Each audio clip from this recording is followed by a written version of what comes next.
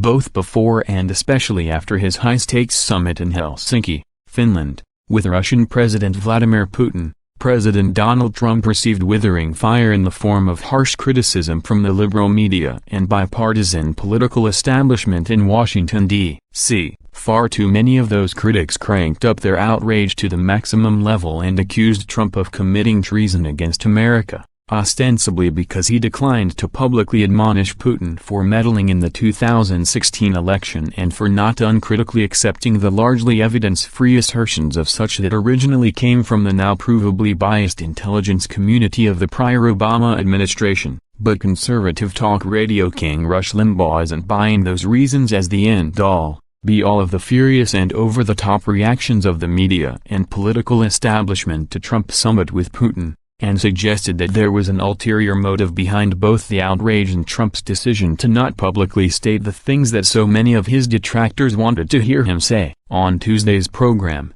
Limbaugh stated, "There has to be a reason for this delusional, out of control, deranged and yet unified reaction to Trump and Putin in the press conference yesterday. There has to be some explanation for it. And it's not that Trump didn't call Putin out. That's not what these people are upset about. It's what they're trying to make you think they're upset about. And I am here to tell you, it is not what they are telling you it is. It is not that they think Trump acted treasonously. It is not that they think Trump didn't call Putin out. It is not that Trump did not defend his own intelligence people," he continued. Rather, Limbaugh attempted to explain that the real reason the media and political establishment were so completely outraged by the summit is that, once again, Trump essentially outsmarted them and declined to play into their preset narrative by avoiding saying things that would immediately be used against him before the summit was even officially concluded. Limbaugh glossed over how the media and political establishment still haven't gotten over the fact that Trump won the 2016 election and are still operating under the delusion that he will say or do something where they can shout "Aha,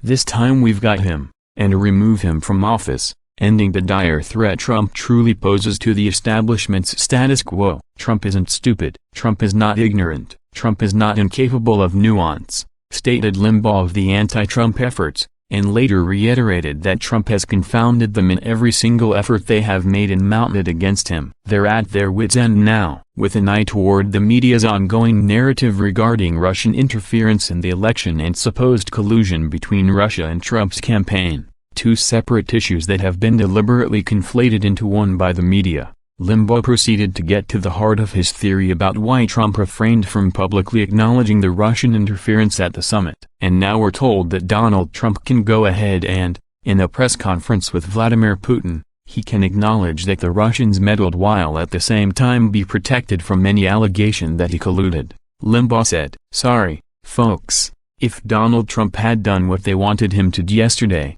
if Donald Trump had done what they were trying to force him to do, if Donald Trump had acknowledged to Vladimir Putin's face that he had meddled in the 2016 presidential election, before that press conference was over, the New York Times would have a headline, 'Trump validates Mueller investigation', Trump acknowledges Russians affected election outcome, Trump acknowledges Russia may have played a role in thwarting American democracy.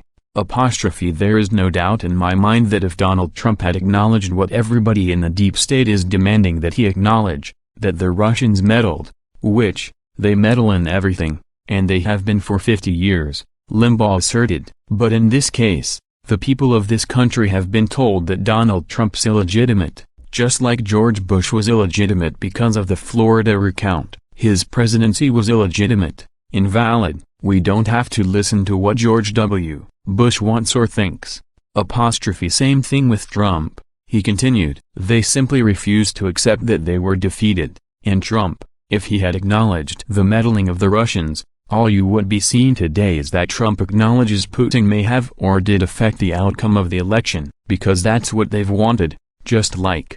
Remember those press conferences where the media demanded George W. Bush apologize, admit he had made mistakes, and Bush wouldn't do it? Limbaugh said, the same thing with Donald Trump here. He cannot bifurcate this. He cannot acknowledge that Putin meddled, because if he did, and if he ever does, then the media is going to include and write that Trump has finally acknowledged that there was tampering in the election and that his victory may now be in question and that Donald Trump knows it. That's what they want to write. He's not giving them a chance to write it, Limbaugh added. Limbaugh concluded that Trump had worked incredibly hard to win the presidency and wasn't about to play into the hands of those who would diminish or delegitimize such an amazing achievement, whether that be the liberal media, Democrats or never-Trump Republicans or even the Russians themselves, which is entirely rational and understandable to me. Once again, Rush Limbaugh has hit the nail on the head and cut through all of the media's BS to strike at the heart of the matter,